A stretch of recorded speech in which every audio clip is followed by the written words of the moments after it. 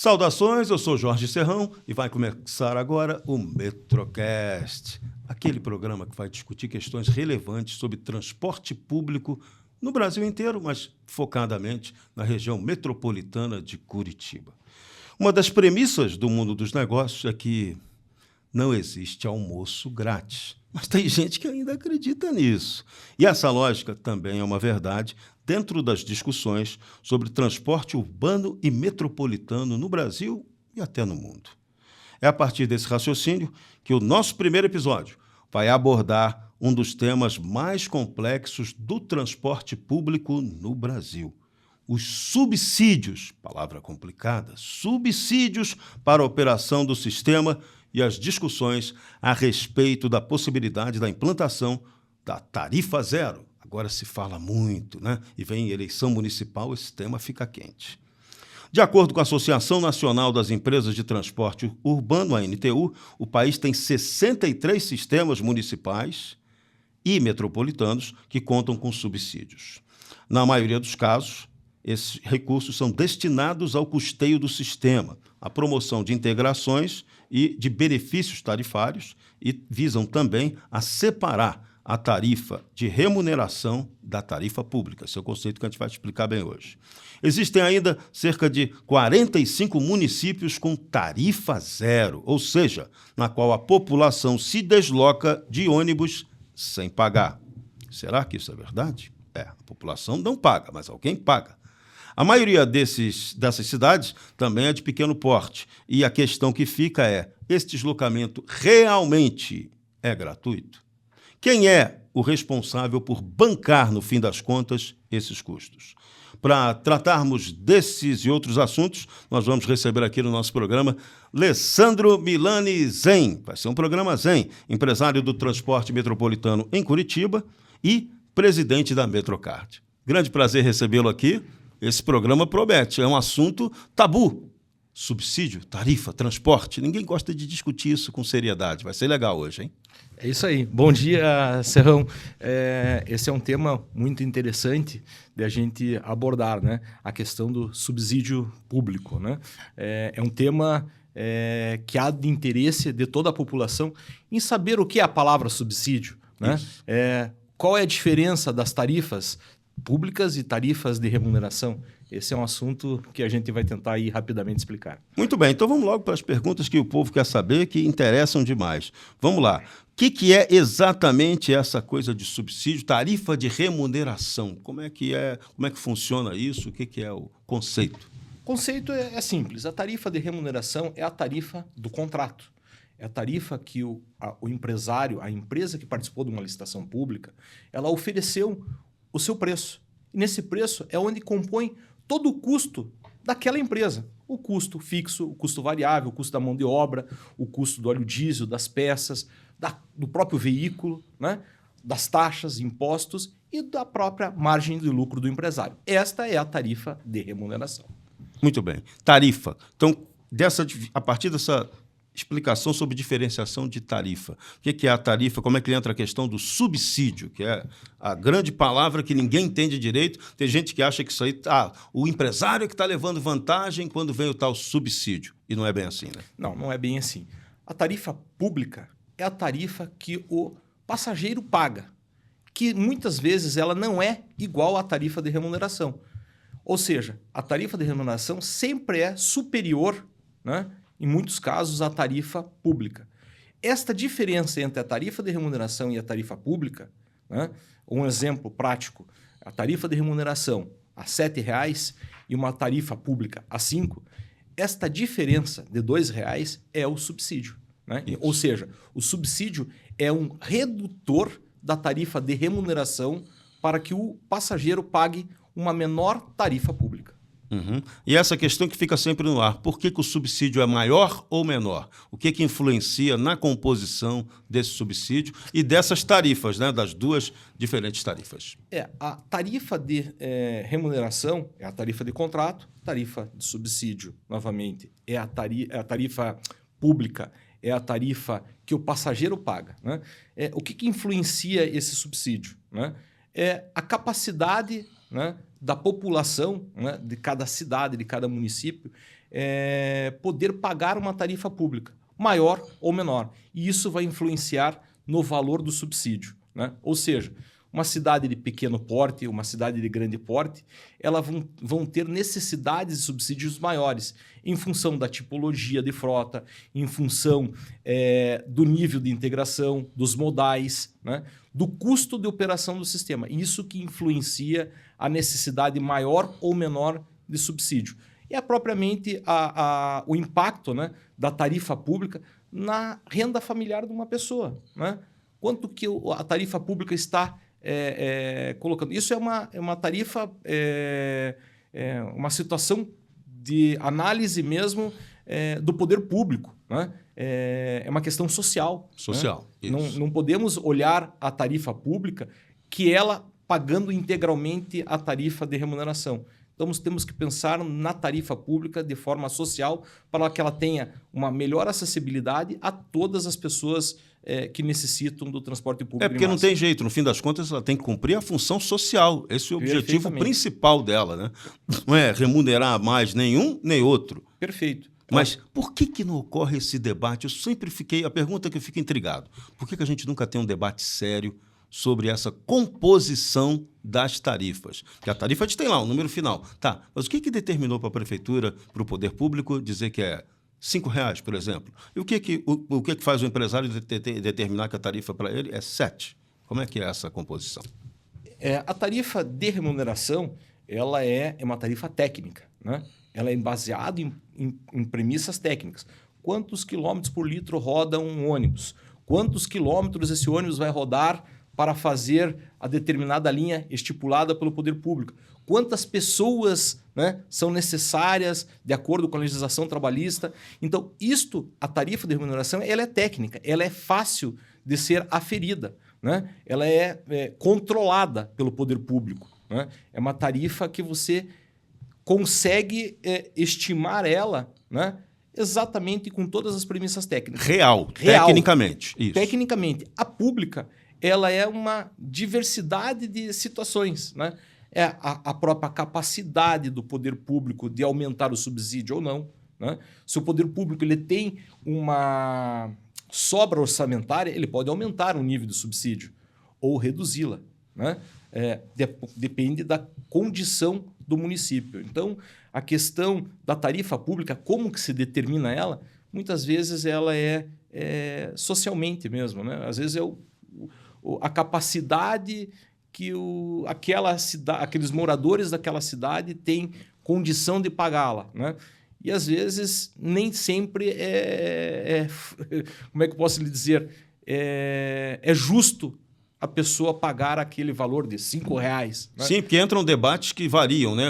A pessoa já olha da outra cidade. Porque da minha é 5, da sua é 4. Ou então acontece um outro fenômeno também. Por que é tudo igualzinho em vários lugares? Não deveria ser, né? Cada lugar tem a sua peculiaridade. Sua peculiaridade. Os seus níveis de integração, por exemplo, aqui em Curitiba e região metropolitana, a gente tem um nível de integração extremamente alto, né? Ou seja, a necessidade de subsídio também leva em consideração a quantidade de pessoas que estão pagando, né? Se tiver menos pessoas pagantes num sistema de transporte, também vai ter a necessidade... Porque ele fica oneroso, né? Ele fica oneroso. Então, assim, é uma equação complicada, né, de se falar da tarifa pública, da tarifa com o subsídio, né? A tarifa técnica ela é simples, ela é matemático, né? Então, não tem erro. Agora, a tarifa pública, isso é uma análise muito social, né? De cada município, a capacidade orçamentária que o município tem de poder aportar mais ou menos subsídio para a redução da tarifa técnica, né? Alessandro Zain, na sua visão de empresário, por que esse tema é pouco debatido ou não é debatido com a devida clareza? Isso me incomoda. Veja, nós como empresários, nós estamos sempre abertos para debater essa questão da tarifa pública, da tarifa de remuneração, mas isso às vezes incomoda, né, os gestores públicos, porque é um tema muito sensível, né? Porque o transporte público ele é um indutor de crescimento, ele é um indutor de geração de empregos, ele é um indutor de consumo, né? Então, isso é uma situação que falar do transporte público mexe com a vida das pessoas. E vocês têm a transparência, né? Vocês têm a tarifa, vocês têm tudo ali na planilha aberta, né? Vocês não têm nem como esconder. Não, nós não temos nem como esconder, porque nós recebemos um aporte de subsídios do governo estadual. Então, para nós, maior clareza e maior transparência em cima disso. Como há um recurso público sendo destinado para as tarifas de remuneração, não temos problema nenhum em relação a isso, né? De deixarmos claro. Hoje, no site da Metrocard, tem lá o Metrocard em números, e tem alguns números interessantes. Número de passageiros, número de gratuidades, né? Enfim, uma infinidade de informações abertas ao público que queira conhecer um pouco mais a realidade do transporte público. As planilhas são públicas, elas não são calculadas pelos empresários, elas são aferidas por um órgão gestor, por uma agência reguladora, né? Então, isso é muito claro e transparente para toda a população, né? Agora, a questão da necessidade de subsídio, essa conta da tarifa pública, como é que o gestor público chega nisso? Esta é uma pergunta bem interessante em relação a toda a complexidade do sistema e da capacidade do município, né? Os recursos para o transporte, de onde eles vêm, como é que você pode ampliar essa possibilidade de melhorar os recursos, não só para subsidiar a tarifa, mas também para melhorar um ponto que você tocou que é fundamental, infraestrutura. A infraestrutura é a base de todo o sistema de transporte, né? Ela que traz a necessidade maior ou menor de subsídio, ela que traz o aumento ou redução de passageiros no sistema. Porque se nós não tivermos uma infraestrutura adequada, exclusiva para o transporte público, isso é uma consequência que vem adiante, né? Menos passageiro no sistema porque o ônibus concorre com o transporte individual. A situação não termos vias exclusivas de atendimento ao transporte público, mas com uma infraestrutura adequada. Não adianta a gente ter uma via exclusiva, mas ter inúmeros semáforos, né? O veículo de transporte em massa, o ônibus no caso, ele ficaria também restrito, né? Travado, ele perde a pontualidade. Exatamente, perde a pontualidade, ele perde a qualidade, e isso traz consequências. Ele traz uma necessidade maior de frota, ele traz uma maior necessidade. Por que frota? Porque se o ônibus ele não consegue andar, ele precisa ter mais ônibus para atender. Para atender, né? Porque o ônibus está travado no trânsito, né? Então, isso traz o quê? Consequências. Uma maior necessidade de subsídio, uma necessidade de aumento da tarifa pública, né? A tarifa de remuneração ela não muda, né? Esse que é o interessante. Por que ela não muda? Porque ela está ali, ela foi uma proposta elaborada de forma técnica. Ela vai alterar quando você necessitar aumentar, por exemplo, a frota, né? E isso é uma consequência quando a gente não tem uma infraestrutura adequada nas cidades. A gente olha em várias cidades, não, porque agora a solução é um outro tipo de modal. Mas se aquele outro tipo de modal ele não tiver uma infraestrutura adequada, ele também vai ser oneroso. E vem sempre aquela questão, quem paga a implantação desse novo produto, desse novo modal, né? Perfeito. Alguém vai pagar essa conta. Ou vai ser o poder público, ou vai ser o usuário, né? A pessoa que utiliza desse transporte. E aí, quando a gente fala que é o poder público, da onde que o poder público vai tirar? Vai a geração de novos encargos, né? Tributários, novas taxas, e isso vai sair de algum local para pagar essa conta do novo modal ou de uma nova situação que venha não corrigir o erro do transporte público em massa, né? A infraestrutura é a chave base, né? Não adianta a gente querer construir um prédio lindo se a gente não tiver uma fundação excelente embaixo. Então, no fim das contas, a gente tem que promover um grande debate sobre as nossas cidades, né? Perfeito. Cada cidade tinha que se discutir se ela está eficiente ou não na sua infraestrutura. Isso. E isso não acontece. Não. A gente sempre ouve falar do transporte público em massa, não, porque este tipo de ônibus ou este tipo de modal, ele vai trazer agora uma qualidade, uma segurança, uma agilidade. Se ele não tiver a premissa da infraestrutura, em primeiro lugar, nada disso vai funcionar. Não adianta a gente ter um metrô que sai de um ponto A a um ponto B. O metrô não faz curvas, não sobe, não desce com uma flexibilidade como um ônibus. E quem que alimenta este metrô? É o transporte sob pneus. Se a gente não tiver uma infraestrutura adequada para alimentar esse sistema, ele não vai E funcionar. essa regra vale para o VLT, para o VLP, VLP. para o metrô, ele vale para tudo, né? E o próprio transporte sob pneus, o ônibus convencional, né? Tem muitas cidades que a gente ouve dizer que vai implantar um sistema novo de VLT, VLP, trem, mas ele não pensou na infraestrutura sobre o pneu, ainda que é muito mais econômica do que uma infraestrutura dessa de VLT, VLP, metrô, que ela é uma infraestrutura cara e sua manutenção também. Sim, então essas discussões é que precisam ocorrer e acabam não acontecendo. De novo, voltando ao subsídio. A gente tem aqui uma média destinada de subsídio ao transporte público no Brasil de 29%. Quando esse índice é comparado com o europeu, tem municípios na Europa que, como Estocolmo, Londres, Frankfurt, Amsterdã, Berlim, Madrid, Praga, com valores que passam de 50%. Em outros lugares passam até dos 80% de subsídio. O que a gente pode aprender com um exemplo estrangeiro para trazer a experiência para cá, para o Brasil? Quando a gente analisa o número, 30%, ou 50%, ou 80%, nós temos que analisar o sistema como um todo, né? Por exemplo, nos países europeus, essa necessidade de subsídio maior é porque a infraestrutura deles é uma infraestrutura muitas vezes baseada em metrô, VLT e VLP. Por quê? Porque lá são cidades históricas, são cidades menores e que ela não tem a condição, como nós temos hoje no Brasil, de ter um transporte sob pneus, porque são cidades históricas, vias estreitas, né? E lá a única situação para ter um transporte em massa eficiente, o que foi? Metrô, VLP, VLT, e que foi esta a condição. E este sistema exige uma infraestrutura e uma manutenção muito maior do que o transporte sobre pneus, né? E isso faz com que o aumento da capacidade do subsídio seja maior comparado ao Brasil. Hoje nós temos 30% no Brasil porque o maior transporte em massa do Brasil ainda é o ônibus, né? Então, esta comparação do número de 30, 40, 50, quando a gente olha somente esse número sem olhar o sistema como ele foi formatado, ele parece gritante, né? Hoje no Brasil, 30% ele é um número alto. Poderia aumentar? Sim, ele poderia aumentar este subsídio com outras formas de subsídios, não somente o aporte municipal, estadual, né?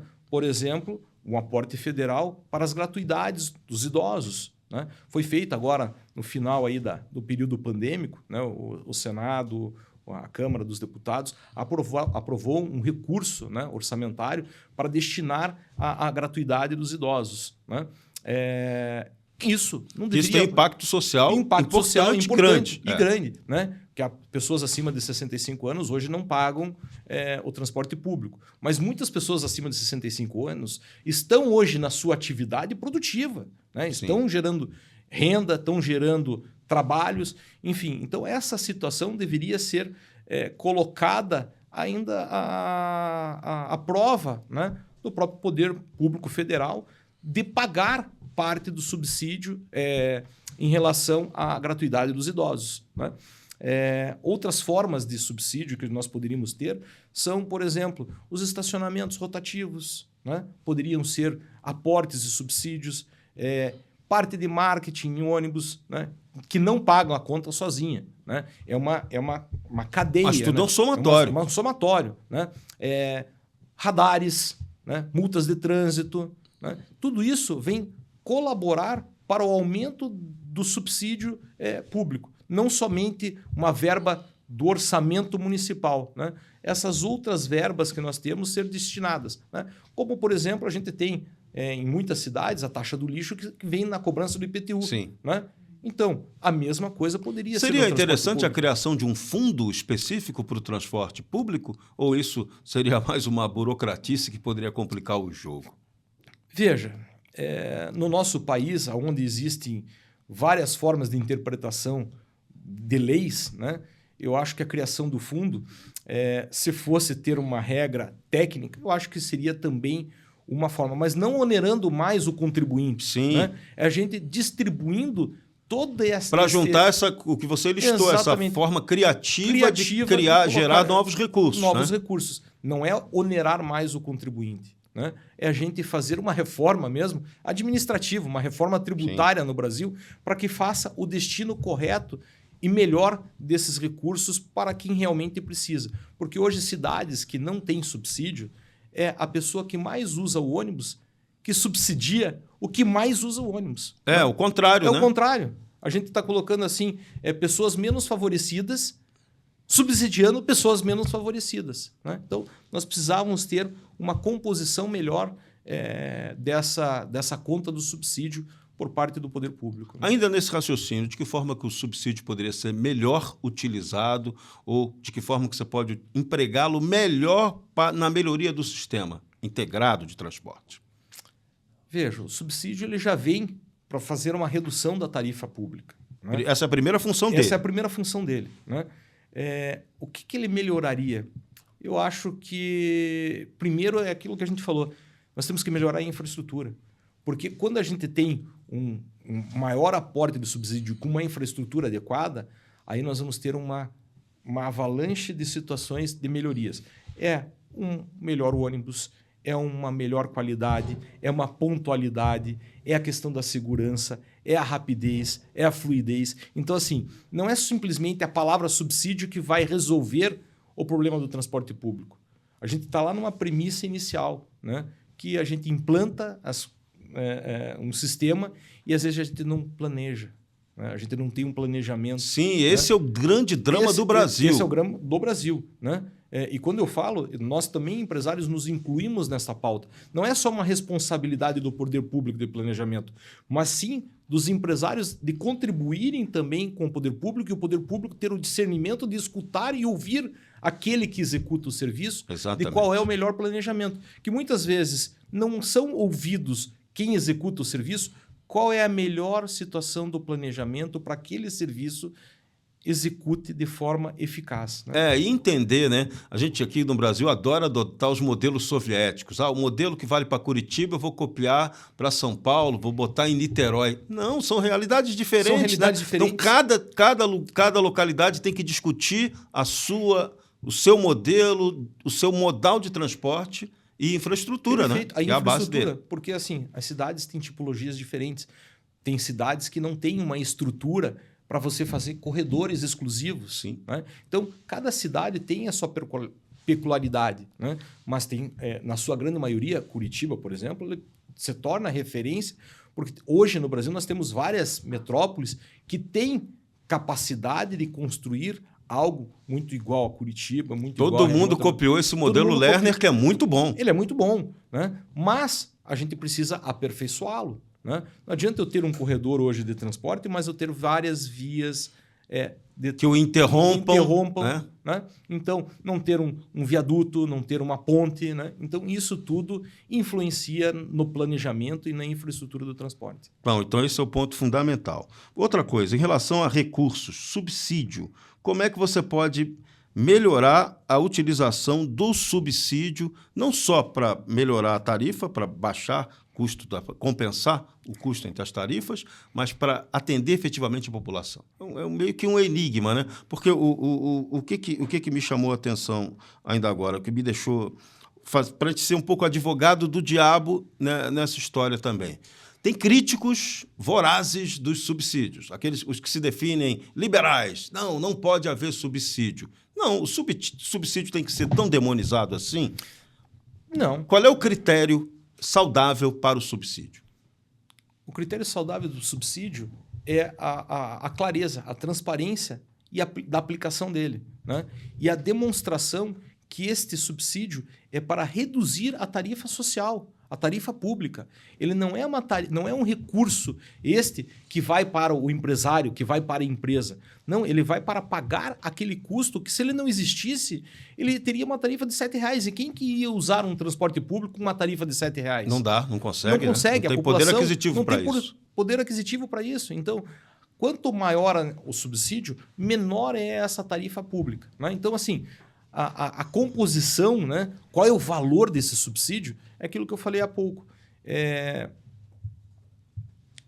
O poder público ele tem que analisar a questão social de sua cidade. Qual que é a renda per capita? Quanto que a população, quanto que o município pode contribuir, né? Quanto que este valor da tarifa pública vai impactar na renda familiar, né?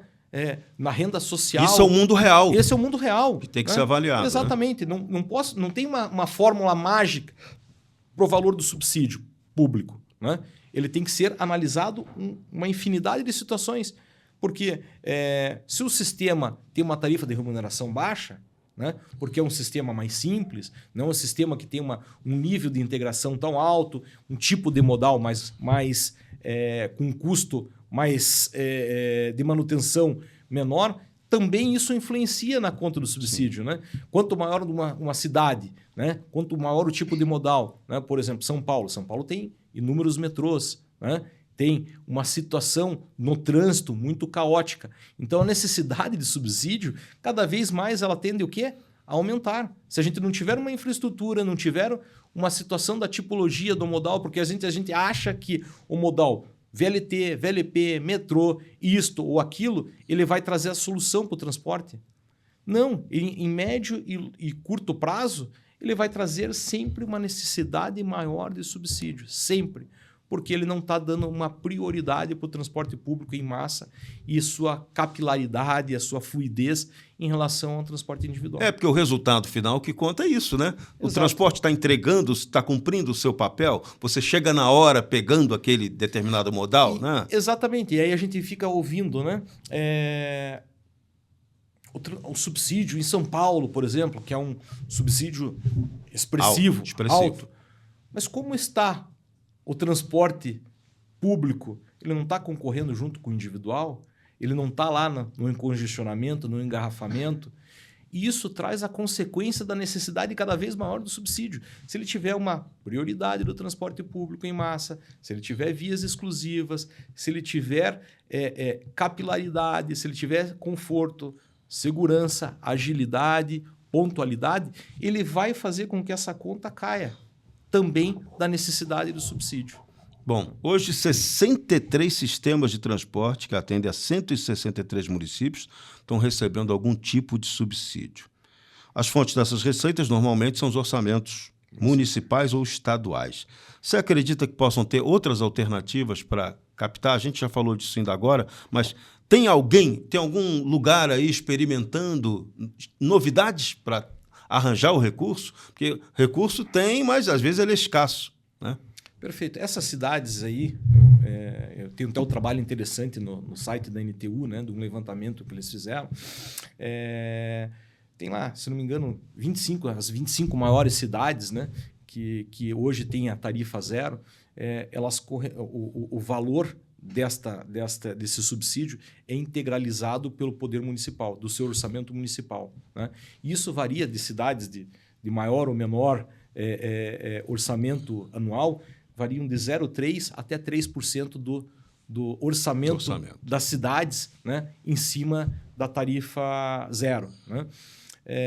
Esta situação da tarifa zero ela é interessante. Né?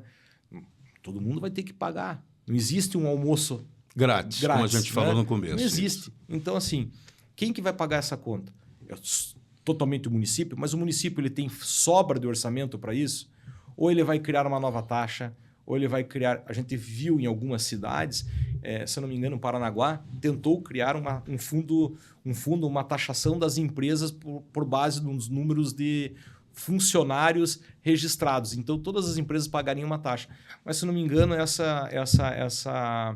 até onde eu saiba, parece-me que teve uma suspensão na justiça dessa cobrança dessas taxas. Né? Não sei porque a coisa do tarifa zero é muito bonita, mas na hora que vai pagar, de quem que você está tirando o dinheiro para sustentar isso? Exatamente. Né? Então, é uma infinidade de situações. Ou é uma taxa, ou é um fundo municipal, ou é uma redestinação de uma verba, por exemplo, do IPTU, do IPVA, uma cobrança como o lixo hoje funciona muito bem, né? Várias cidades funcionam muito bem porque todo mundo paga a conta. Né? Sim. Independente se você gera mais ou menos lixo, né? Ou se você gera, se você tem um poder aquisitivo A, ou B, ou C, todo mundo paga. Né? E o transporte público hoje não é assim. Não é todo mundo quem o paga. Né? Quem está pagando o transporte público hoje é o passageiro que está utilizando, uma parte da verba municipal por subsídio, né? E os empresários que compram o Vale Transporte. Né? Mas será que está todo mundo pagando essa conta do transporte público? Né? Eu defendo que o transporte público deveria ser pago por todos, como é o lixo. Ele é um transporte público. Né? Porque você dilui o custo, né? Dilui Final, o custo né? Para todo mundo. O lixo, independente ou não, se você gera ele ou não, todo mundo paga. Muito bem. 61% das cidades com tarifa zero têm população inferior a 50 mil habitantes. Isso tem sustentabilidade? Dá para fechar essa conta? Essa questão da tarifa zero ela vai depender muito de cada situação. Né? Às vezes pode ter um município pequenininho, mas que tenha, por motivos variados, uma arrecadação brutal. Então, para ele é tranquilo. Mas pode ter outro município pequenininho que tem um orçamento menor do que o pequenininho. Né? É interessante que essas cidades, né, que implantaram tarifa zero, aí, que são menores de 50 mil habitantes, são cidades que possuem sistemas com custo de transporte baixo. Né?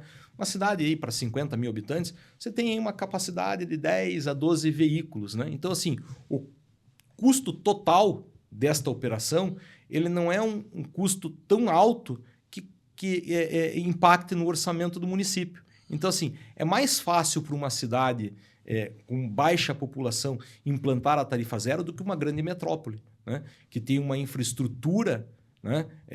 E tem um nível de integração, uma capacidade maiores de ônibus, a quantidade ele é muito grande para ele ter um subsídio. Se você pegar, por exemplo, Curitiba, se ela fosse implantar uma tarifa zero, com certeza passaria de 10% do orçamento municipal para subsidiar uma tarifa zero em Curitiba. Pesado, né? É muito pesado. Então, assim, em cidades menores, o custo daquele transporte ele também é pequeno. E a situação geográfica... Percorrida muito distância menor. Percorrida tudo muito impacta menor, no custo para baixo, né? Exatamente, tudo impacta no custo para baixo. Mas quanto maior as cidades, quanto maior os níveis, a necessidade essa conta começa a se tornar perversa. Muito né? complexa, né? Muito complexa, né? E quando você tem outros modais também envolvidos, aí complica mais ainda. Exatamente. E cidades menores, a gente vê que as cidades ainda elas não sofrem com algumas consequências das grandes metrópoles, né? Cidades pequenas, ela não tem tanto congestionamento como nas cidades grandes, ele tem uma fluidez no trânsito muito melhor, ele não tem uma questão de semaforização, tem cidades que são rotatórias, né? São cidades interioranas. Você circula tranquilamente, né? Tranquilamente. Então, o custo do transporte público ele é muito menor comparado-se com outras cidades de maior porte. Muito bem. Ainda em relação a subsídio, essa palavra, né, dói, é polêmica, né? A gente já falou aqui no começo, mas é bom a gente esclarecer ainda mais isso.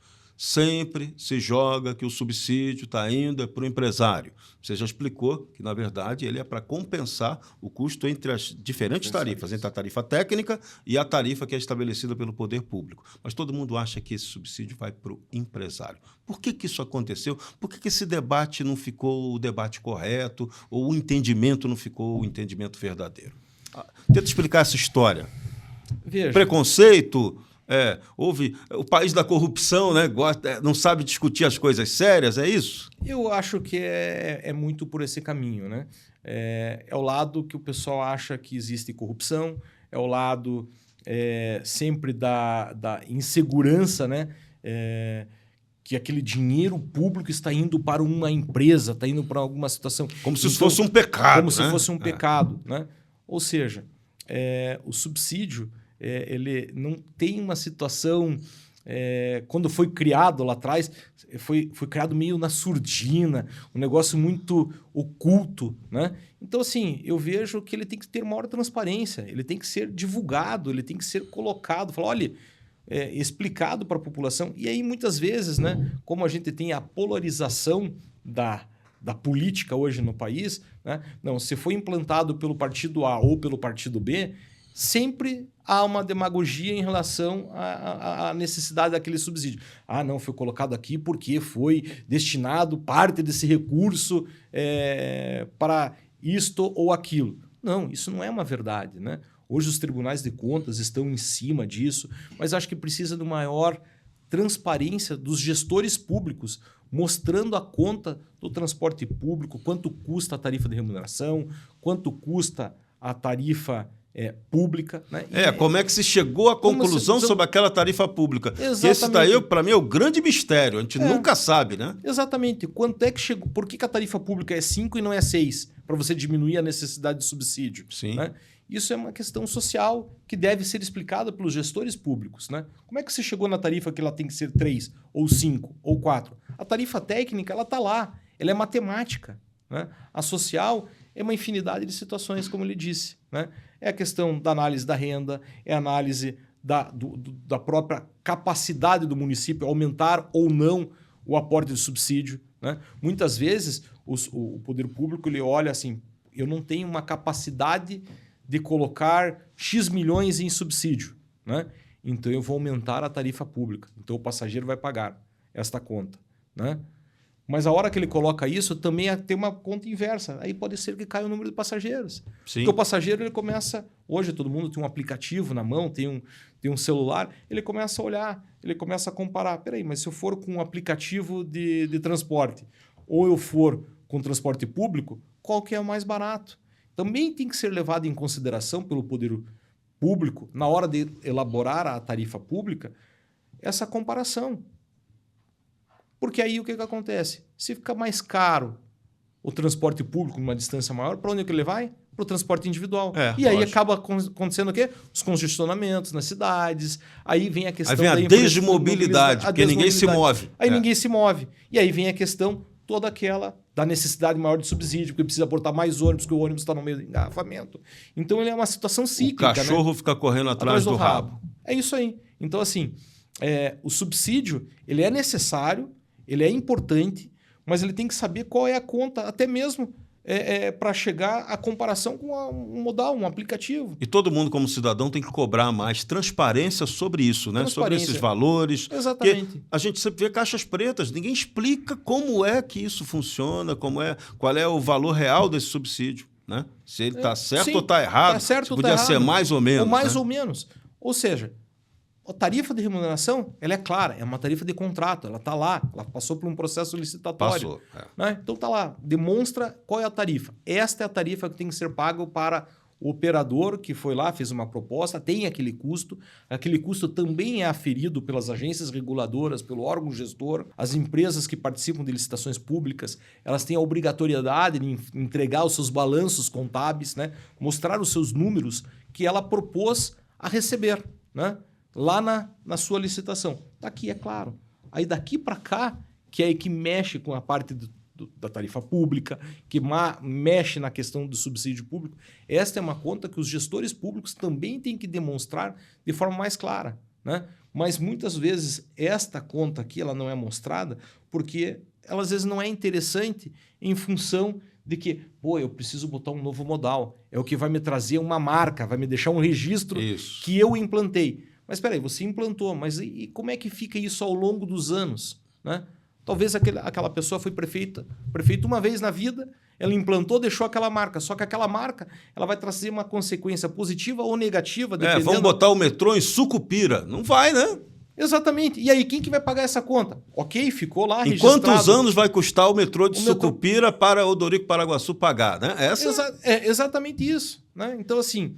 Mas ficou uma marca. Quem implantou aquele metrô, aquela situação, foi o prefeito X. Né? E ele vai ficar com aquilo. Sem se preocupar com as consequências positivas ou negativas que isso vai trazer para um transporte como um todo. Então a gente volta, no fim das contas, para a discussão sobre infraestrutura. O debate sobre a palavrinha planejamento, né? Planejamento, que precisa acontecer. Né? Precisa. Né? Em todas as áreas no Brasil precisa ter a infraestrutura e o planejamento. Então, questão de tarifa zero. Então, você acha que essa questão ainda é polêmica e que tem que ser mais bem debatida, né? Para município grande, pode ser uma bomba atômica, né? Para municípios maiores, eu acho que a tarifa zero ela é uma situação ainda uma equação de risco, né? Para cidades menores, eu acho que é uma aplicação mais fácil. Você está com dinheiro em caixa, você paga, tá ali, fácil de ver. Ok, né? E aí você acaba... E o custo, né, de manutenção daquele sistema é menor. Agora, para grandes cidades, ele já começa a ter outras consequências, né? E aí, mas você é contra a tarifa zero? Não sou, porque ela também traz outros benefícios, né? A gente vê nesse pequeno estudo que a NTU fez, teve cidades que diminuíram o número de acidentes, teve cidade que diminuiu o número de congestionamentos, teve cidades que tiveram um aumento do número de ônibus, porque houve um aumento do número de passageiros. Gera mais emprego. Gera um consumo nos estabelecimentos, porque há uma fluidez, há um indutor, né? Ocorre mobilidade. Mobilidade, né? A pessoa antes ela não saía da casa dela para ir a tal mercado porque era muito longe ou era muito custoso. Então ela às vezes achava uma outra forma de resolver aquele problema dela. E quando ela tem a gratuidade, tem a mobilidade, ela tem essa fluidez, ele começa a gerar também uma situação de renda. Então, assim, ele merece muito mais estudos ainda em relação à tarifa zero para ser aplicado em cidades muito maiores, né? Um ponto também que nunca fica claro para ninguém explica isso direito. Eu tenho extrema curiosidade sobre isso.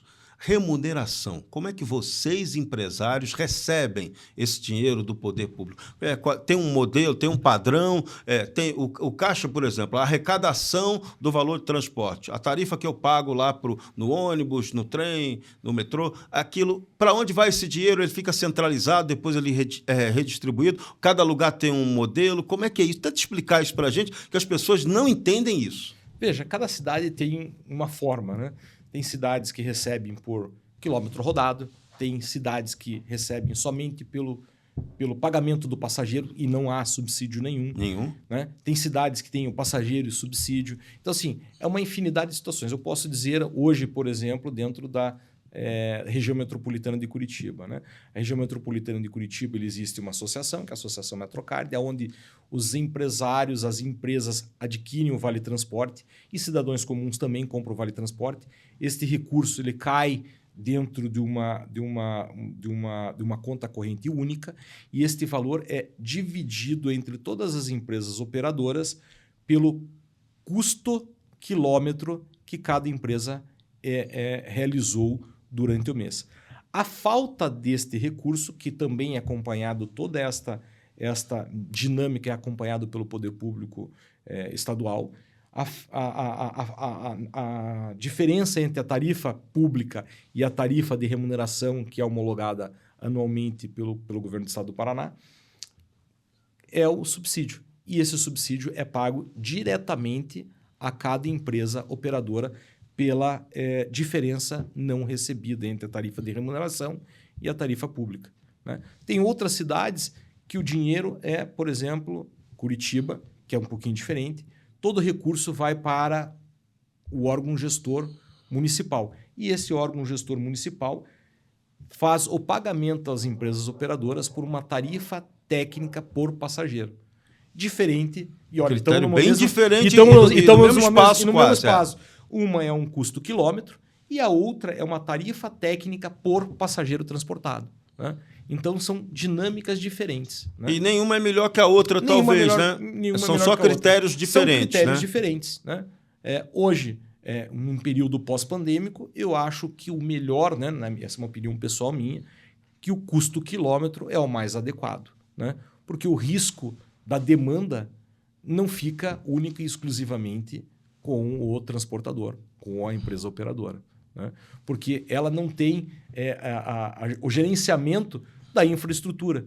Porque se cai a demanda, qual é o motivo da queda de demanda? É a responsabilidade do operador ou é uma falta de infraestrutura? Né?